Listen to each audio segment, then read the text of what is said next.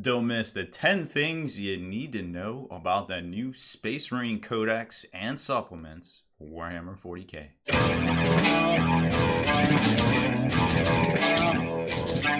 Spiky bits. Welcome back, Hobby Maniacs. I'm Rob Baer from SpikyBits.com. And today we are going to go over for you some of the key points for the new Space Marine book that you should know. It's an exciting time right now. Space Marines are back. They're looking better than ever. A lot of coverage is out there, both from Warhammer community and the folks that got the books and went over them thoroughly in depth and really got into the nitty gritty and talked about, their thoughts on different things. But there still seems to be a lot of confusion out there about some of the key interactions and rules for the Space Marines and the first two supplements for Warhammer 40k 8th edition. So as we know it right now, we're going to tell you our thoughts on things you should know, and specifically how we feel like they work in regards to, designer commentaries and FAQs that are out there right now for 8th edition. This is all pre-big FAQ in the end of 2019, of course. So that just a little disclaimer right there. Stuff might change. This is not an evergreen video. It's not going to be something you're going to watch a year from now and be like, okay, well, it might be. Who knows? I mean, 40k in general rules edition seems to be an evergreen set that they can kind of add to and keep expanding with chapter approves, designer commentaries, and 2 big FAQs a year, of course. So we're going to jump into it. We're going to do a brief overview of the Marine book itself, maybe give you an opportunity to take the screenshots you might be looking for so they're nice and clear and crisp if you need them. I like to print out the points changes from the back of the book myself so that I can have them next to me while I'm looking through the rest of the book. Even if it's a digital edition, I really like doing this just to have them on hand because that way I can, just do my quick maths and I don't have to flip back or I don't have to toggle back through my iPad. So that being said, let's jump right into it and not waste any more time on this stupid face. So let's do a brief overview of the book itself. Here you can see the contents, all the data sheets that you're going to get, the fluff section. There's some painted stuff in here, how to paint your colors and different things. It's all great stuff. People love seeing this and they really crack out on it. The stuff we need to, and keep in mind too, this is like a 200-page book. This is why they had to go to individual supplements. It's not that it's quite that the rules bloat quite yet, but it makes sense for the supplements to refer back to here. And from a business standpoint, of course, Games Workshop gets to, sell more books. You're going to buy this $40 book. You're going to have to buy your $30 successor books or book, depending on what you play. And it's a win-win, both for content, but also for sales for Games Workshop. Now, players might not agree with it, but we have little to say about a lot of that as of late, I suppose. The key things to look at here that you're going to want to know about once you crack open this book and you start reading rules and such, is that in the beginning of the section, before you get to the data sheets, are everything you need to know about the new special abilities and keywords for the Space Marines themselves. So you got your Angels of Death section, you got your Bolter Discipline, it's not beta anymore. You got your Shock Assault, which will probably, go out to all the different chapters, and of course Chaos will get it as well per Games Workshop. Then your Combat Doctrines section, and we're going to come back to this in a little while because I think there's a little bit of confusion out there on Combat Doctrines itself. So great screen cap opportunity here. And then it goes into all the data sheets and stuff. And I'm sure you've seen these verbatim over and over the past couple of weeks. So we're not going to spend a whole lot of time on it. But there's your Impulsor and your Invictor bodysuit. Awesomeness is an elite. So that's around here somewhere. And there's all that if you need it. And the Reaver Squad. You probably don't need that quite yet. And then you get into the section here. Well, here's all your ranged weapons. And then you get into the section on your chapter tactics. And really this is just talking about the specific ones right here. The only thing that kind of you need to know is pretty much everything that's already out there when it comes to this. So there's nothing too crazy. Successor chapter tactics, you can choose 2 from anyone on this list. Now there's 19 on this list, and the Inheritors of the Primarch are one you can choose to just use one of the other ones, but you don't get 2 of these, so that's the 19. But the other 18 you get to choose 2 of, and you can't double up. I think it's the Whirlwind of Rage and one other one here. I think it's Duelist. They specifically say you can't combo those, so just be aware of that. It's probably a little gamey. Then you get into the Warlord trait section. Now, a little bit of point of confusion, and this isn't one of our 10 points. This is just still kind of the broad overview, is that there are specific chapter Warlord traits here. However, for purposes of stratagems or strategery or stratagems, whatever you want to call them, all of the above in specific supplements. For instance, there's one for the White Scars that says you get to choose 2 Warlord traits, but the second one has to be from the Warlord Scar, or excuse me, the White Scars Warlord trait table. That is specific to the supplement, so you couldn't choose this. However, there is one that's very similar to this in White Scars anyway, so it kind of doesn't matter. But just be aware of that difference. These technically do not count as, say, the Fist chapter trait or the Raven Guard chapter trait table. These are from this book. Then you get into the stratagems, and there is stratagem card packs from Games Workshop. A lot of these have changed. I'm sure you've already seen everything there is to know about this already, but there are some stuff that we're going to talk about in here that is very important changes to the previous ones. There was your screen cap opportunities, and then you get into the chapter relics themselves, and there isn't too many of them, but they're still, worth talking about or taking a screen cap of. Then your 2 disciplines right here, and one of these will be a point that we're going to talk about today that I think is very important as far as change goes.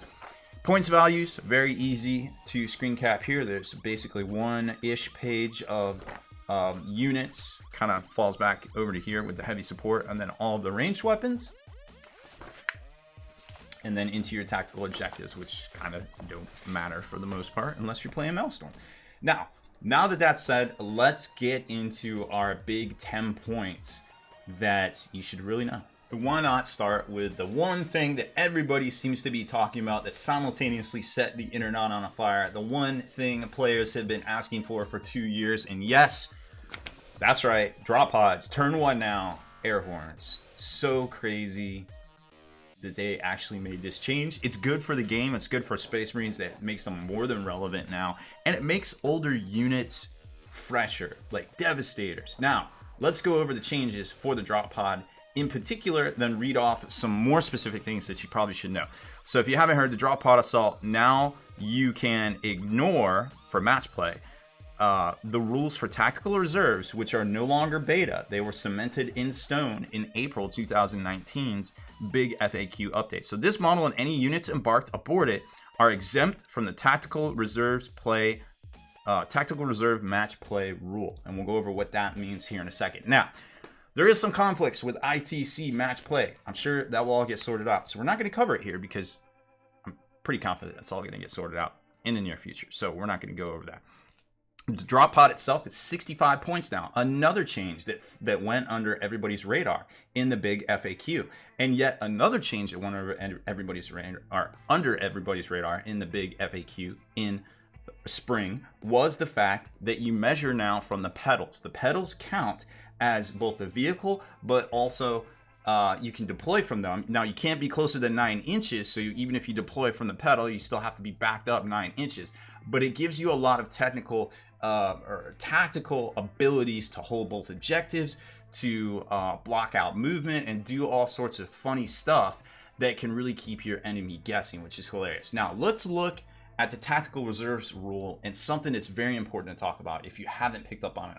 And here it is, coming from that April big FAQ. The tactical reserves rule is cemented in stone. So, what does this mean? Well, in match play games, units that are not placed on the battlefield during deployment in order to arrive on the battle cannot arrive in the first battle round. So, we know that's ignored. So drop pods can come in turn 1. You just have to stay 9 inches away after you finally deploy. But a lot of people may have overlooked this last line right here, right? Finally, any unit that has not arrived on the battlefield by the end of the 3rd battle round in a match play game counts as being destroyed. Now, as we just saw a second ago,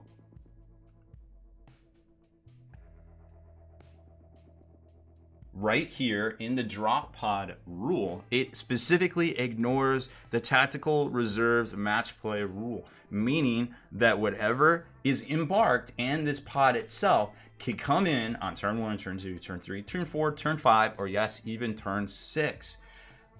It's tactical in ITC because you can get behind enemy lines, you can land on objectives, recon. There's all sorts of reasons why this is good now. Another reason this is really good for drop pods in general is you can keep your enemy guessing. You can keep things bunched up for some of the play like the new Smash Captains or White Scars rolling up on their bikes, you know, advancing, assaulting, shooting, all the things they can do. You can force your enemy to castle, not only from the potential of the pod coming in and wrecking them at 9 inches with their gun, whatever range guns they have, and now the new grab stratagem allows you some really great bonuses to shooting grab weapons with amps, which, you know, apply to devastators coming out of pods, of course, which a lot of folks don't have, but the folks that do have them probably have them from 7th edition, which is awesome. So 7th edition coming back full force in kind of everything to do with drop pods here, and you can bunch your enemy into kind of up, and then you just come in with assaulty things and just slice them and dice them.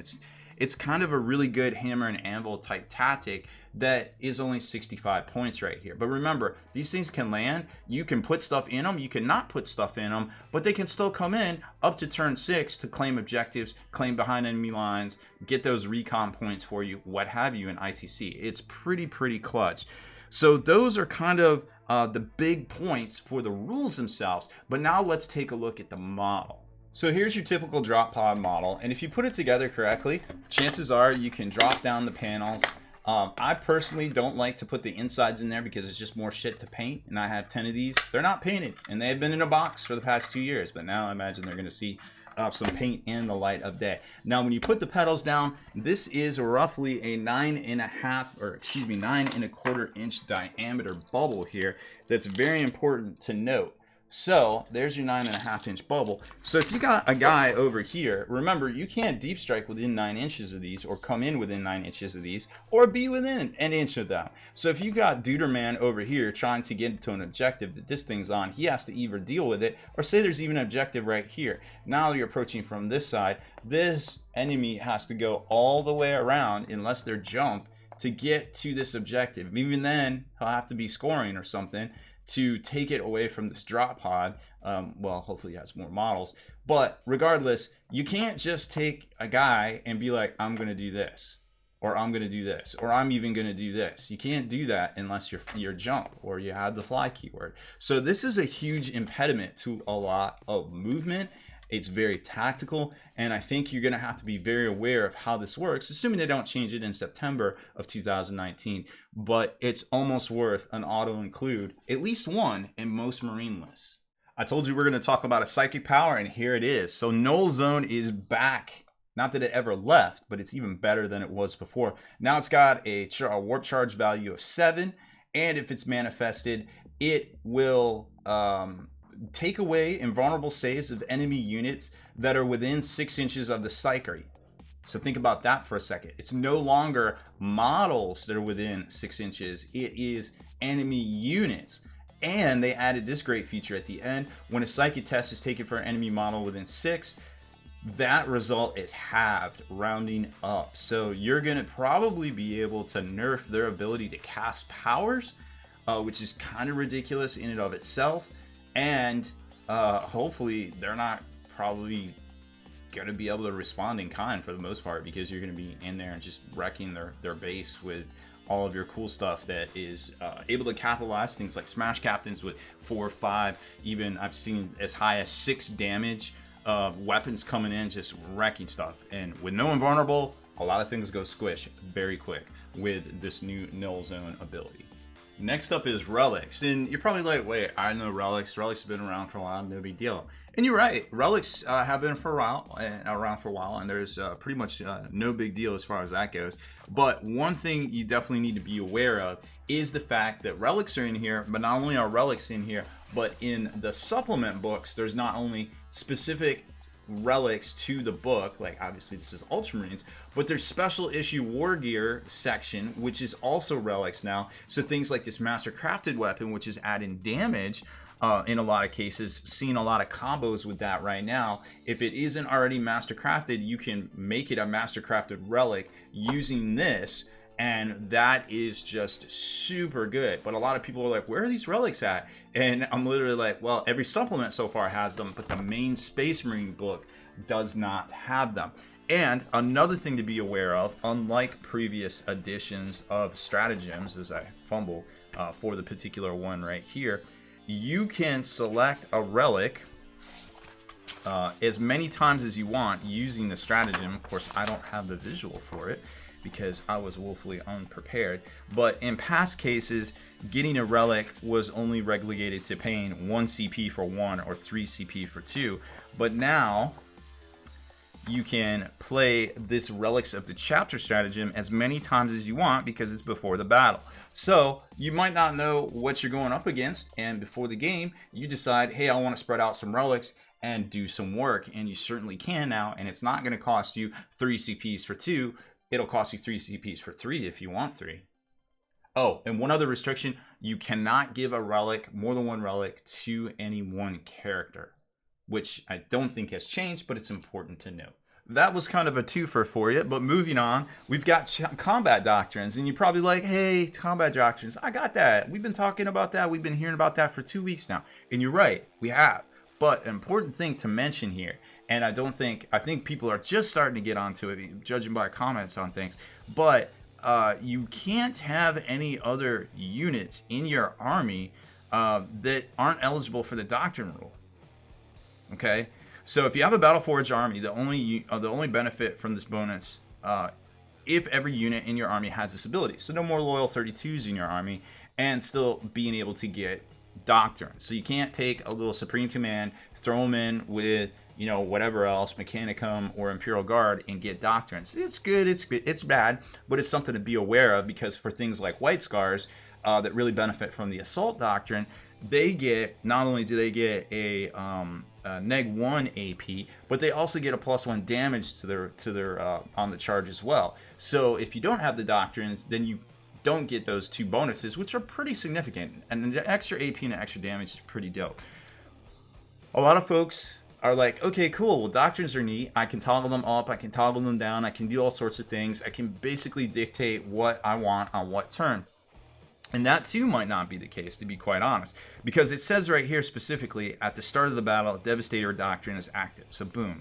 A combat doctrine remains active for the duration of battle, though you can change which combat doctrine is active once at the start of each battle round after the first. So by this wording, currently by all the stratagems and supplements we have right now, just being the White Scars and the Ultramarines, you can only ever be in Devastator on turn 1. Now there is a way with Ultramarines to toggle it for one unit, infantry or bikers, and that is the Squad Doctrine stratagem. But then, it'll go back to whatever it is at the next turn. So say you do go up to Tactical, which on turn 2, which you would certainly be eligible for if you wanted. The only way to get to Assault Doctrine, well, there isn't on turn 2, as far as we can tell right now, unless there's some stratagem in one of these books I have not seen yet. Because if you read the Adaptive Strategy stratagem, which I thought I bookmarked there, but technically I did not, Adaptive Strategy says, if you read it, that you can change from the Assault Doctrine to the Tactical Doctrine, but if you look at this diagram, that's going backwards. You're going from Assault to Tactical. Or if the Tactical is active, you can change it to the Devastator. So again, going backwards from Tactical to Devastator. So on turn 2, if you play Adaptive Strategy, you're in Tactical, all you can go back to is Devastator. So it's just something to be very aware of, depending on what you're trying to do. So it seems like in a lot of cases right now, as best as I can tell, the earliest to get to the Assault Doctrine is turn 3. So that should really play into your meta on your army builds and things like that. Now, we may see something change with Raven Guard if they come out, or Iron Hands if they come out. It's really hard to say at this point, but this is just something to be very aware of. The wording is absurdly specific for Games Workshop, and kudos to them for really locking down this wording way better than anything we've seen in the past 2 years as far as Marines go. Oh, and one other thing too I think is important to mention. A lot of these cannot stack the AP bonus right here. And remember, if you're a supplement, you're going to get an additional bonus if you're in a specific doctrine, depending on which one it is. Ultramarines are different. I'm sure all the other 4 books that are coming out will be different as well. But keep this in mind, you can't stack combos as far as AP goes. So the most you can ever benefit negative AP wise from a combo that involves a doctrine is -1 plus, you know, the AP of the weapon itself. The next thing you should be aware of, because even if you don't play Space Marines, you're probably going to see some Space Marine Chaplains here in the near future. Chaplains initially seem to be very, very strong, clocking in at 90 points for a jump pack and being able to wield the power, at least one of them, of a Crozius with Thunder Hammer Strength Might. Now, we'll have a separate article about that over on spikybits.com. If it isn't already up there right now, be sure to check that one out. Now, the important thing to note about Chaplains in general is that now they have access to 2 litanies. They all get Litanies of Hate, but then they can pick another one from the chart over on page 188, which we're going to show you here in a second. Nobody can have the same one, except for all of them have the Litanies of Hate, which is pretty good in and of itself, and you can toggle between them. However, they have to be active at the start of the battle round. And why this is very important is that I'm not sure it's going to get FAQ'd, and I'm pretty sure the wording indicates it in and of itself. However, there's always room for updates and erratas and designer commentary. But it seems like by the wording of how this ability works is you cannot activate the ability if you are in reserve.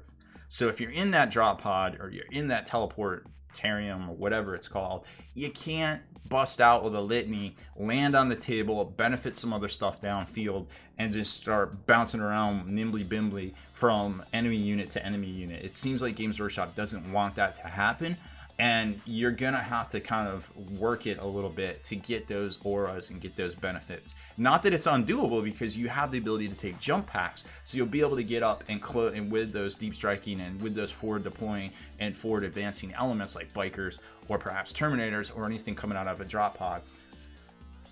Oh, and that's something we didn't cover in the drop pod section. Forgive me. Drop pod restrictions is now Centurions, Primaris, Terminators, and I forget the other one.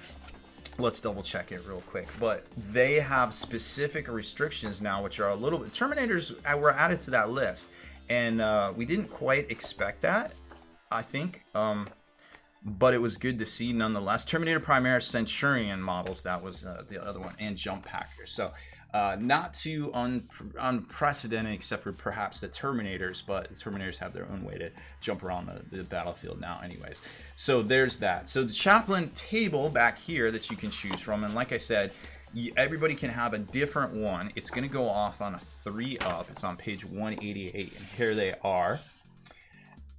And they're going to benefit you quite well. Now, I think the mantra of strength is only going to benefit him, which is even better because that adds to the Thunderhammer combo with the Crozius. There's a Relic Crozius in this book as well that you're going to see that you might start piecing together the pieces of the combo right there. With White Scars, it gets even better because you're going to add a negative AP, you're going to add a damage to it, and then it just starts getting silly. However, if you need to pass this on a 3-up, which isn't that big of a deal because it's at the beginning of the battle round, so who cares about burning a command point reroll at that point, right? However, like I said, might be restricted on deploying in. Now, you could theoretically, I think, try to do Litanies of Hate twice. There's no restriction on it. If you fail it, you can't try it again. We may see that in the future in a designer commentary or FAQ, but as rules is written, as it stands right now, if you fail that 3-up and you have another one and you want it, you don't care if you use it on that, then that's fine. You may also want to think about taking a Primaris Chaplain to hang in the back and give you those bonuses to hitting and shooting. But if you're going to want a forward operating one, a jump pack is probably the way to go, because not only can you intercept flyers, because you'll have the fly keyword at that point, and anything that doesn't go into hover, you'll be able to interact with, but also it gives you the ability to land on ruins, whereas bikes might not be able to. So it seems like jump packs is the clear way to go with this guy right here. Add a little sprinkle of special rules to taste and profit. It seems like it was over before it even truly began.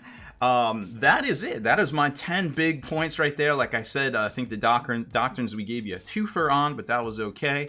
And we hit our 10 points. I started with drop pods. I ended with litanies, a little backwards on my list, but we got the special tactical reserve screen out of the way early, and I think we had a lot of good things to say about it. Are there any points that we missed that you think we should have covered? Please let us know in the comments below, because I think it's very, very important that any potential gotchas or any misinformation out there, even if it was in our video, is quickly dispelled, because we don't want any hobby feel badsies, and we definitely want all hobby ships to rise with the new Space Marine tide, because I think overall everybody's got some Marines, and who couldn't add a few more models to their Space Marine army? Am I right? So thank you very much for watching this 10 things you should probably know about the new Space Marine Codex release for 2019. Make sure you hit that subscribe button and turn on notifications so you can be the very first to like and comment on all our videos.